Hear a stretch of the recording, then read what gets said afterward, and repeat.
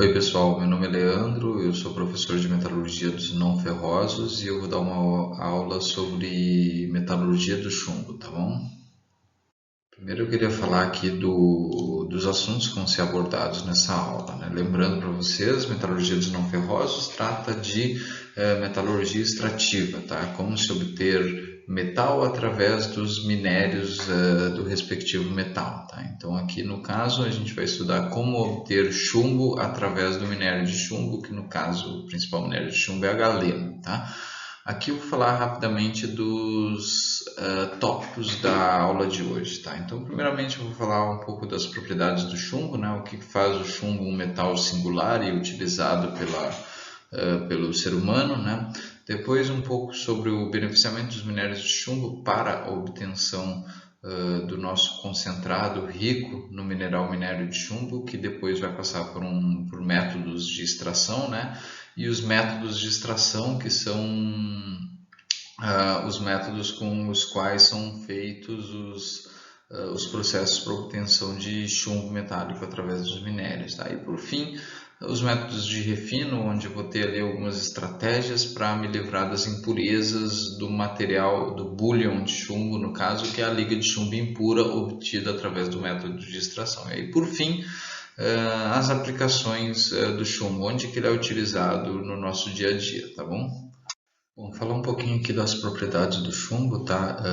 O chumbo ele possui notável toxicidade e tem conduzido a substituições e proibições. O mercado de chumbo ele tem se apoiado na necessidade de utilização em baterias de veículos automotores, tá? Então, o que acontece? O que eu quis dizer com essa frasezinha que eu coloquei aqui, tá?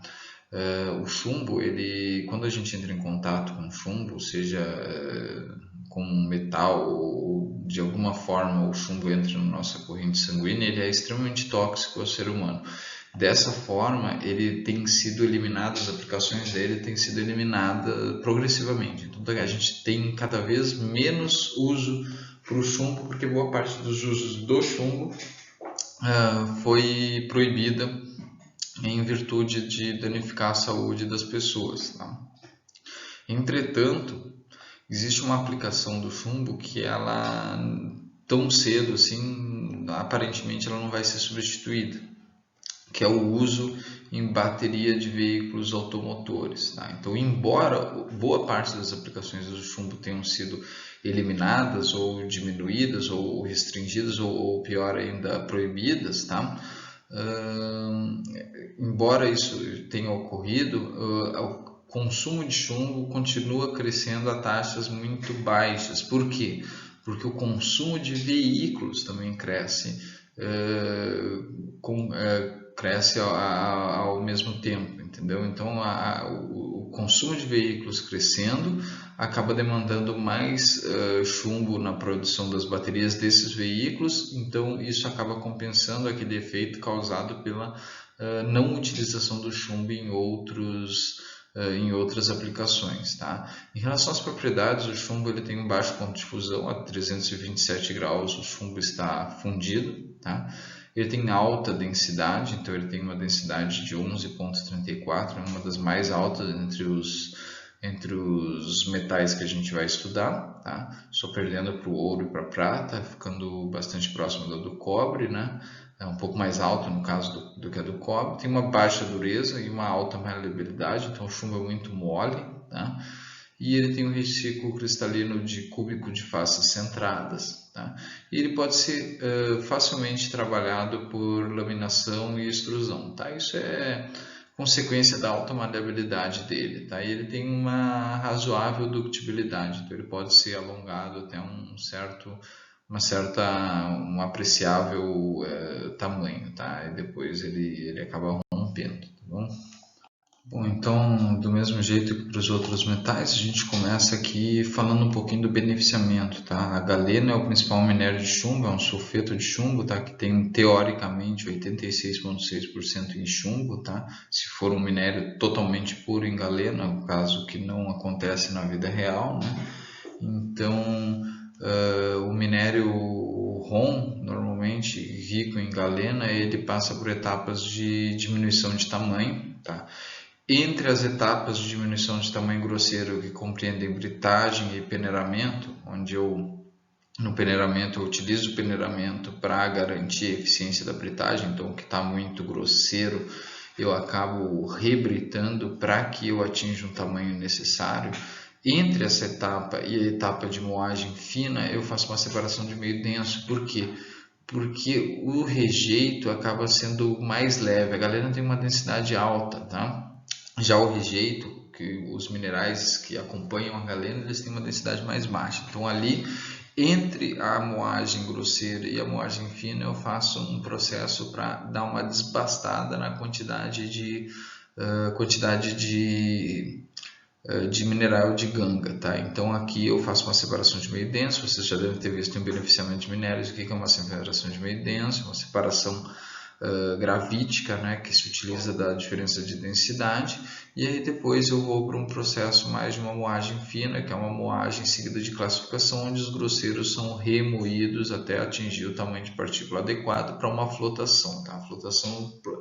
A flotação ela se baseia ali na hidrofobicidade das partículas, tá? E ela tem entre as demandas para que o processo ocorra, o mineral ele tem que estar razoavelmente fino. Então, na etapa de flotação, a flotação é um processo bem interessante para beneficiar minérios sulfetados, tá? Então, quem acaba flotando ali no caso é a galena, tá? Os minerais de chumbo, tá? O sulfeto de chumbo, juntamente com alguns outros contaminantes que sempre estão juntos, né? Sulfetos tipo sulfeto de zinco, por exemplo, como vocês vão ver, também um pouco de sulfeto de ferro, tem sulfeto de quase uma gama de metais junto que acabam sendo flotados juntamente com o concentrado rico em sulfeto de chumbo, tá? E aí o rejeito acaba sendo descartado, evidentemente, que é os minerais que não são sulfetados e eventualmente algum sulfeto que é perdido aqui no rejeito, tá bom? Bom, então aqui esse primeiro slide é um slide introdutório em relação à extração dos minérios de chumbo, tá? Então o principal processo de produção de chumbo primário a partir de concentrado de minérios sulfetados passa por uma rota de ostulação por sinterização e redução em alto forno. Então a rota de produção via sinterização envolve duas etapas: o processo de ostulação via sinterização oxidativa para remover o enxofre, e produzir óxido de chumbo, e a redução do sinter em alto forno. Então, primeiro na ostulação eu transformo esse sulfeto em um óxido, ao mesmo tempo que eu aglomero, porque vocês têm que lembrar que lá no processo de flotação eu tinha um minério bastante fino, tá? E aí aqui depois do processo de ostulação eu vou ter um material já bem mais grosseiro, tá? Um processo de aglomeração que visa, além de mudar a composição química do meu concentrado para uma coisa mais adequada, ele também visa aumentar o tamanho das partículas, tá? E depois a redução do sinter, tá? De óxido de chumbo direto para chumbo metálico, tá? Bom, então aqui eu vou falar um pouquinho do processo de sinterização, né? Acho que todos vocês viram anteriormente alguma coisa sobre sinterização, especialmente minério de ferro. No caso da sinterização para minério de chumbo, né, ela ocorre de uma maneira um pouquinho diferente, porque diferentemente da sinterização do minério de ferro, o minério de ferro que ingressa no processo de sinterização, ele tem uma granulometria bem maior e ele acaba não tendo a missão de mudar muito a composição química, tá, do minério de ferro. Apesar de mudar um pouco a composição química do minério de ferro, ele não muda drasticamente, como é o caso desse processo aqui que eu vou falar para vocês. No caso da sinterização para minério de chumbo, a gente entra com um material muito mais fino, tá? Misturado com coque e alguns fundentes que visam promover a fusão parcial ali das partículas, tá? E a ideia do processo, a principal intuito do processo é remover o enxofre da galena, tá? E dos outros sulfetos que acompanham a galena, no caso o ferro, o zinco e o cobre como os principais sulfetos, né? E ao mesmo tempo produzir um aglomerado. Então, além de aglomerar o material, ele tem o intuito de retirar o enxofre. Então, é um processo que tem dupla finalidade, né?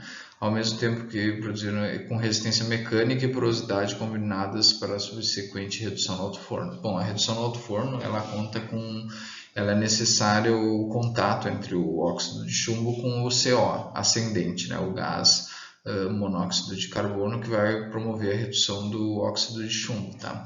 Então, esse processo depende de contato entre o óxido de chumbo e o CO ascendente. Então, o sinter é um aglomerado ideal porque ele tem bastante superfície, tá? Ele tem vários poros interconectados ali que promovem uma redução mais intensa ou melhor, um contato mais intenso entre o CO e o óxido de chumbo, promovendo uma redução mais efetiva. Tá? Como que funciona o processo? Tá? O processo de sinterização ocorre numa grelha de sinterização com o nome de Dwight Lloyd, né? O equipamento de sinterização tem esse nome, e ele é alimentado. Tá? Primeiro tem um material, é colocado um sinter já sinterizado para evitar que o material escorra pela grelha. Tá? Essa alimentação tem como matéria-prima o concentrado de chumbo e também um pouco de coque e fundentes. Tá? A partir do momento que esse material chega no forno de ignição, ele vai ser queimado, tá? Com gás de coqueria ou algum gás misto ali que tenha um alimento para produzir a queima, tá? Esse material vai ser queimado e a produção, aliás, o oxigênio que é injetado vai promover essa reação aqui. Junto disso vai ocorrer a queima do coque presente na carga, tá? Esse coque vai fundir parcialmente a vizinhança, a interface das partículas, e as partículas ambas fundidas na interface vão aglomerar, tá? Nessa aglomeração, entre essas partículas, tá? Entre o leito de partículas, sempre vai ter caminhos livres ali, e essa é a porosidade interconectada, tá? A partir do momento que a reação começa, tem vários canais de sucção que vão promover que a reação continue ocorrendo. Por quê? Como esses canais de sucção têm pressão negativa, eles fazem com que o ar se mova daqui para o fundo do leito. Então, assim, a frente de reação, conforme a grelha vai caminhando, a frente de reação também vai caminhando cada vez mais abaixo até o momento que eu tiver o sinter feito. Quando que o sinter está finalizado? Quando todo o meu sulfeto de enxofre é transformado em sulfeto de chumbo é transformado em óxido de chumbo, e aí eu tenho o meu sinter pronto, aglomerado num tamanho de partícula ideal e ainda com porosidade suficiente para promover a reação de redução. Tá?